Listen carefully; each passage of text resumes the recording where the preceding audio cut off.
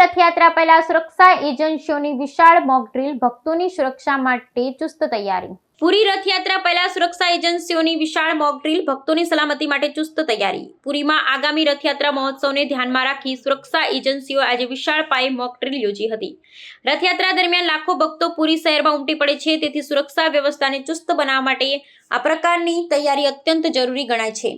તાજેતરના આતંકવાદી હુમલા અને વીવીઆઈપી મહેમાનોના સંભવિત હાજરીને ધ્યાનમાં રાખી આ વર્ષે રથયાત્રા માટે સુરક્ષા વ્યવસ્થા વધુ કડક કરવામાં આવી છે.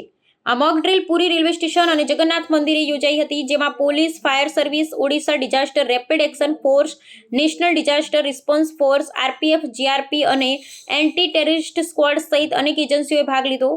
ડ્રીલ દરમિયાન બોમ્બ વિસ્ફોટ અને ટ્રેન હાઇજેકની સ્થિતિનું અનુસરણ કરવામાં આવ્યું, જેમાં સુરક્ષા દળોએ ઝડપથી ધમકીને નિષ્ફળ બનાવી મુસાફરોને સલામત બહાર કાઢ્યા. મોક ડ્રીલનું મુખ્ય ઉદ્દેશ્ય એ છે કે વિવિધ એજન્સીઓ વચ્ચે યોગ્ય સંકલન, ઝડપી પ્રતિસાદ અને તાત્કાલિક બચાવ કામગીરીની ક્ષમતા જાળવી શકાય.